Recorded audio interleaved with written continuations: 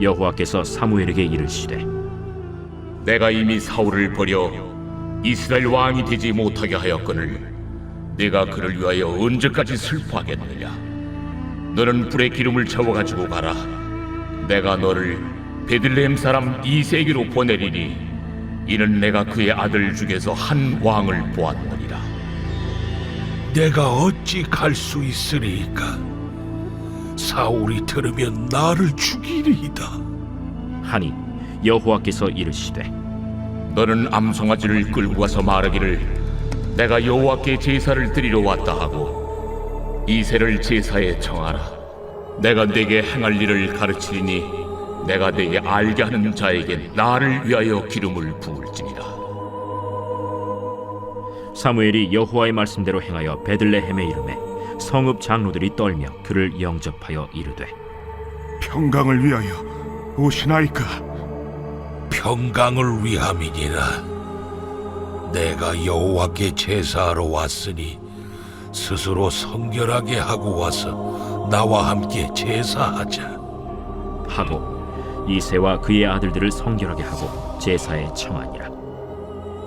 그들이 오매 사무엘이 엘리압을 보고 마음에 이르기를 여호와의 기름 부으실 자가 과연 주님 앞에 있도다. 여호와께서 사무엘에게 이르시되 그의 용모와 키를 보지 말라. 내가 이미 그를 버렸노라. 내가 보는 것은 사람과 같지 아니하니 사람은 외모를 보거니와 나 여호와는 중심을 보느니라. 오늘 우리의 전부 되신 주님만을 찬양합니다. 우리의 모든 것 되신 그 주님, 나를 위해서 생명까지도 아낌없이 주시는 그 주님의 100%의 그 사랑에 우리는 순종함으로 화답하며 가는 인생이 되어야 될 줄을 믿습니다. 오늘도 말씀에 귀 기울이고 나가는 자, 말씀이 내 심령 가운데 거하는 자가 그 말씀을 따라서 행할 수가 있습니다. 우리는 사울의 인생이 아니요 사무엘의 인생이 되어 주의 말씀에 순종하는 사람 되기를 소망합니다. 어제 말씀에서 이제 사울을 하나님께서 이제 그의 불순종하심으로 그가 먼저 하나님을 떠남으로 하나님도 그를 버리시는 모습이 등장을 합니다. 그리고 다른 자를 세울 것이다 라고 사무엘을 통해 말씀하셨고, 사무엘은 이 일이 너무나 슬프고 슬퍼 더 이상은 이제 다시는 사울의 얼굴을 보지 않았다라고 합니다. 하나님께서도 그 사울 세우심에 인하여서 그것이 큰 슬픔으로 다가왔음을 우리는 말씀을 통해 배울 수가 있습니다. 그러면서 이제 16장의 오늘의 말씀으로 넘어옵니다. 그런 슬픔에 여전히 잠겨있는 사무엘에게 하나님은 찾아와서 네가 언제까지 슬퍼하겠느냐, 이제 내가 너를 보낸다. 뿔에 기름을 채워가지고 너를 베들레헴 사람 이새에게 보내리니 이는 내가 그의 아들들 중에 한 왕을 보았느니라 하며 사무엘을 다시 또 차기 왕으로 하나님께서 삼으실 왕이 있으니 거기로 가라, 베들레헴 땅으로 가라 라고 말씀하시며 오늘 말씀이 시작되고 그 막내 아들의 다윗을 택하여 기름을 부어 다음 왕으로 삼으시는 그 모습을 우리는 보게 됩니다. 오늘 말씀 첫 번째, 두 번째 단락을 통하여 오늘 우리에게 주신 하나님의 말씀은 무엇인가? 먼저 첫 번째는 나의 순종을 통해 일하시는 하나님입니다. 나의 순종을 통해 일하시는 하나님. 우리는 지난 말씀들 통하여서 이 사울 왕의 지극히 순종하지 아니하는 그 모습을 함께 보아왔습니다. 일편단심으로 정말로 어찌나 그렇게 하나님 말씀에 순종을 하지 않는 불순종의 모습으로 일관을 하는지, 우리는 그 모습을 결국 하나님은 지켜보시지만은 못하고 그를 왕의 자리에서 패하게 되는 결과를 맞이하게 됩니다. 그가 먼저 하나님을 버렸기 때문에 초래된 결과이더라라는 것이죠. 하나님의 은혜로 말미암아 왕의 자리에 오르고 그가 기름을 부어 세움을 받은 귀한 자리인데 그것이 하나님으로부터 왔다라는 것을 어느새 잊어버리고 자신의 권력에 취해서 또한 하나님보다 백성들을 두려워함으로 맞이하게 되었다, 그런 결과를 초래하게 되었다라는 것입니다. 오늘 그 말씀에 이어 우리는 사무엘의 모습을 오늘 여기서 볼 수가 있죠. 사무엘은 이런 사울과 정반대되는 삶을 살았던 인생입니다. 하나님의 말씀 그 하나에 순종함으로 살았던 그의 인생. 오늘도 하나님은 사무엘을 부르시고 그가 해야 할 일을 주십니다. 바로 이새의 집으로 가라라는 거, 기름을 채워가지고 가라라는 거. 그 말씀에 사무엘은 비록 내가 가면은 사울이 나를 죽이겠습니다 라는 두려움이 순간 찾아왔지만, 그러나 하나님께서 그에게를 인도하신다는 확신을 다시 한번 불어넣어 주심으로 그는 하나님의 말씀을 따라서 베들레헴 땅으로 나아가는 것을 보여줍니다. 그리고 그 뒤로 벌어지는 그 모든 일 하나하나가 다 사무엘의 뜻이 아닌 하나님의 뜻이요, 하나님의 인도하심이요, 하나님의 말씀대로 행하였다라는 표현들이 곳곳에서 등장을 하는 것을 보게 됩니다. 3절에 이새를 제사에 청하라. 내가 내게 행할 일을 가르치리니 내가 내게 알게 하는 자에게 나를 위하여 기름을 부을지니라. 3절 말씀에서 네가 해야 될 그 모든 일은 너의 뜻을 위함이 아닌 나의 뜻을 위함이다. 네가 지금 행하는 그 작은 행동 하나, 기름 부음의 그 행동이 나를 위한 일, 바로 하나님을 위한 일임을 너는 기억하라라는 것이죠. 그러면서 그 말씀대로 4절에 또 사무엘이 여호와의 말씀대로 행하여, 사울의 행실에서는 찾을 수 없는 표현입니다. 사울의 행실에서는 여호와의 말씀대로 행하여 라는 말은 참으로 생소한 단어이죠. 그러나 사무엘의 인생에 있어서는 그가 여호와의 말씀대로 행하여, 베들레헴의 이름에 라고 하는 것처럼 그의 인생은 말씀대로 행하여가 붙어 다니는 인생이었다라는 것입니다. 우리의 인생에는 어떤 수식어가 붙어 다니기를 여러분은 원하십니까? 내 욕심대로 내가 행하여입니까? 아니면은 하나님의 말씀대로 행하여가 붙는 인생이 되어야 되겠습니까? 우리는 사무엘과 같이 후자의 이런 수식어가 붙는 복된 인생이 되기를 소망합니다. 그렇게 하여 그는 베들레헴에 이르러 나아가게 됩니다. 그때 성읍의 장로들이 떨면서 사무엘 선지자를 영접하였죠. 과연 어떤 말씀을 갖고 올 것인가, 무엇 때문에 선지자가 우리의 마을에 왔는가라는 그런 두렵고 떨림이 있었다라는 것입니다. 그러니 평강을 위하여 우리에게 오셨습니까? 라고 물어본 그 말에 사무엘은 그래, 내가 평강을 위하여 왔다 라고 화답을 하는 모습을 보게 됩니다.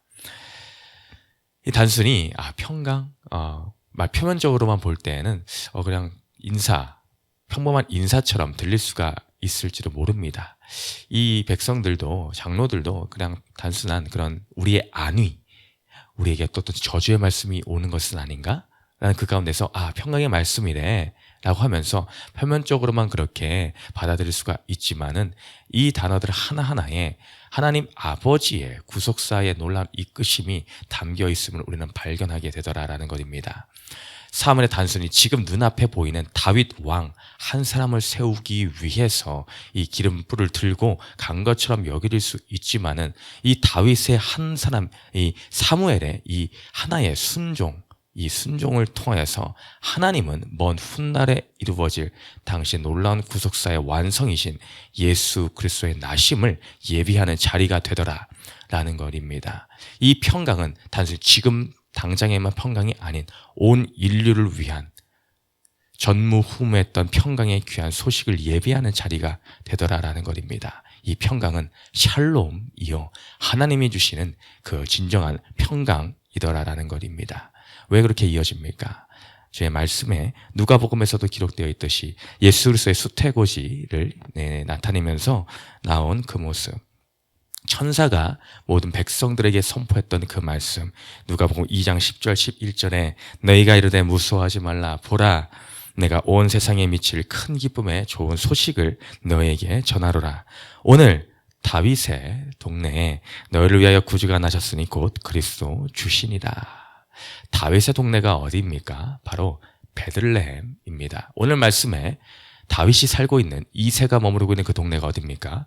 베들레헴입니다. 주님은, 하나님께서는 오늘 이 사무엘을 당신의 구속사의 평강의 소식을 전달하기 위하여 베들레헴 땅으로 보내고 계십니다. 그리고 그것에 먼저 가서 선포한 첫 메시지가 평강이다 라고 말씀하십니다. 이것은 단순히 베들레헴 땅에만 일관된 것이 아니라 우리의 인생을 위한 메시지, 우리가 평강을 위하여 왔노라 라는 메시지입니다. 이 놀라운 은혜가 오늘날 우리 가운데 임하게 된 줄을 믿습니다. 작은 사무엘의 그 순종 하나를 통하여 하나님은 구속사의 놀라운 이 그리스도께로 이어지는 이 놀라운 역사의 시작점, 다윗 왕조의 그 시작점, 다윗 왕으로 시작하여 온 인류의 왕이신, 참 왕이신 예수 그리스도의 탄생으로 이어지는 그 시작점에 지금 서 있더라라는 것입니다. 오늘 나에게 주님이 원하시는 한 가지의 작은 순종은 무엇입니까? 사무엘의 그 작은 순종 하나에, 그 말씀에 순종하였을 때에 주님은 이 놀라운 일을 행하신 것 같이 나의 작아 보이는 그 순종 하나를 통해 하나님은 오늘도 일하고 계심을 믿으며 나아가는 우리가 되기를 소망합니다. 또 두 번째 달라를 통하여 우리는 하나님의 어떤 것을 발견할 수 있는가? 하나님은 외모의 치장이 아닌 중심의 단장을 보신다라는 것입니다. 드디어 이제 이새의 가족을 만난 사무엘입니다. 그러니 이제 이새가 첫째 아들부터 쭉 한 명씩 사무엘 앞을 지나가게 합니다. 첫째 아들 엘리압이 지나갈 때에 사무엘은 그 외모의 뛰어남에 깜짝 놀랐던 것 같습니다. 사람이 보이는 것에 혹하게 되어 있기에 전에 사울을 보았을 때도 그 외모가 무척 준수하였음을 우리는 알 수 있죠.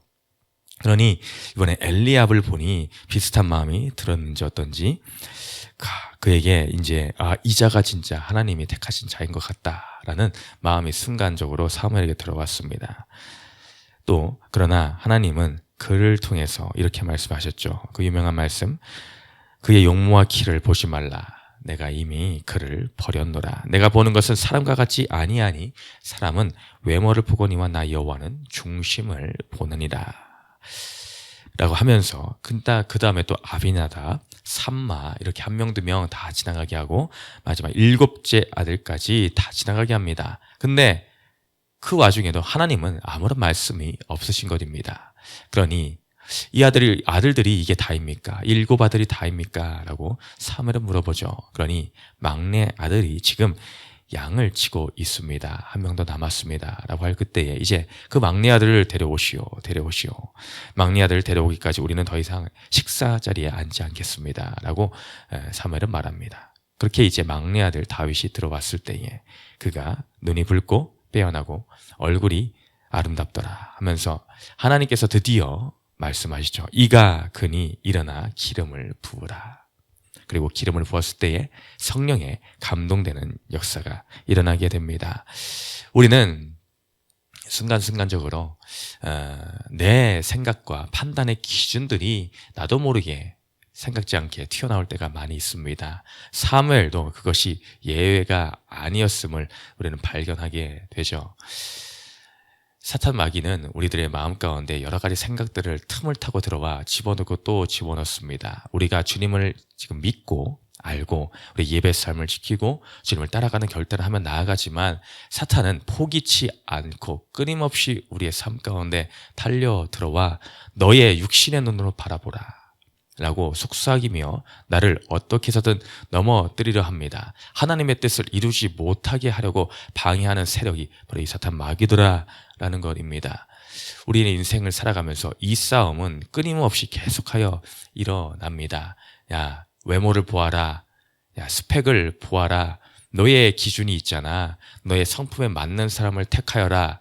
네가 쓰기 좋은 사람, 그 사람하고만 일해라. 저 사람은 포기해버려라. 이런 온갖 소리로 우리들에게 찾아옵니다.